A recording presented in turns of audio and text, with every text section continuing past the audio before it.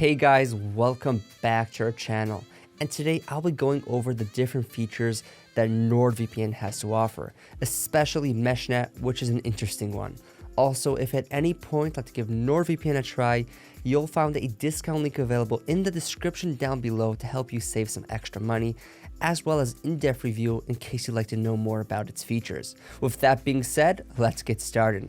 Now that the NordVPN Meshen is available, I will focus on discussing its key features. Meshen is a recent feature that creates an encrypted connection between two devices using NordVPN, allowing them to establish a direct connection.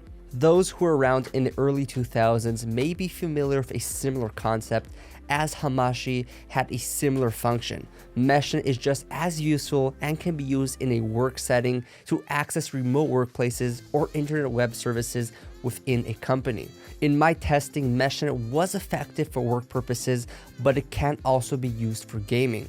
In the past, Hamashi was used to play LAN games without the need of servers or third-party launches. Today, Meshen offers similar experience to Hamashi, but both users will need to connect to NordVPN to use it. Now, is it safe in general? I would argue it is, as Meshen introduces encryption to the connection between two devices. However, it can be disruptive if you're using it for gaming, as the encryption can slow down your connection in some cases. Overall, I found it to be one of the most promising NordVPN features, although it may see limited users. However, not all NordVPN features have this fate. Now let's talk about other NordVPN features, starting with threat protection, formerly known as CyberSec. If you're not familiar, CyberSec used to be an ad blocking feature that also detects and blocks malicious links. Threat protection is an improved version of that, and it's a newer NordVPN feature. In my experience, it's just as effective at blocking ads, but the security aspect has been vastly improved. Just like before, it deals with malicious URLs, but unfortunately, it still can't detect actual malware files. However, threat protection can detect and disable any tracking links on web pages. This is a very useful feature, and it does not require you to be connected to a server in order to work. Now, the most impressive aspect of threat protection is it does not significantly affect your internet connection. Most ad blockings or threat protection features in VPNs work through specific DNS servers, which can slow down performance. But in this case, it did not experience any performance drops while using threat protection.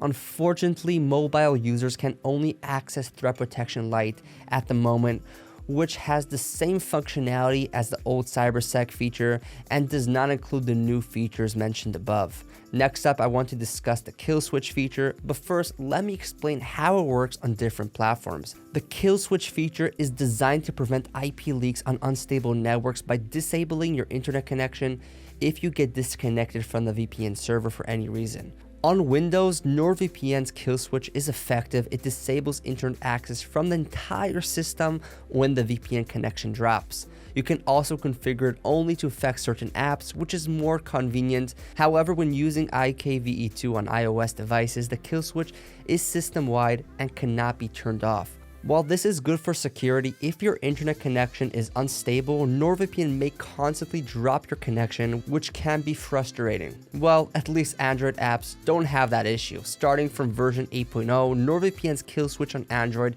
is identical to the Windows one.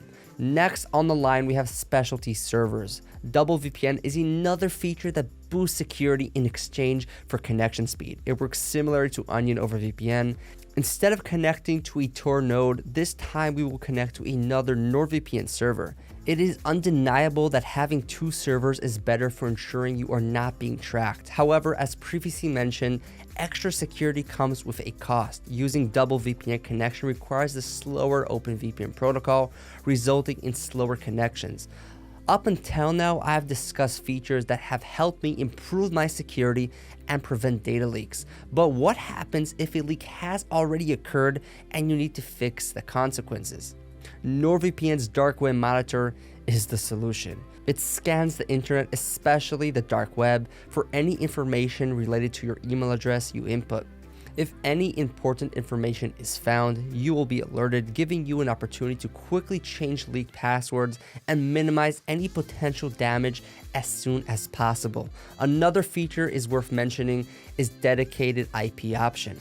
This is self-explanatory. VPNs generally assign a random IP address each time you connect to a server, but with dedicated IP, you are assigned a unique IP address that is solely yours, which is beneficial for some services. However, NordVPN charges an additional fee for this feature in addition to the VPN service, so you would pay a little extra to have a specific IP address assigned to you. This is the only feature with additional pricing.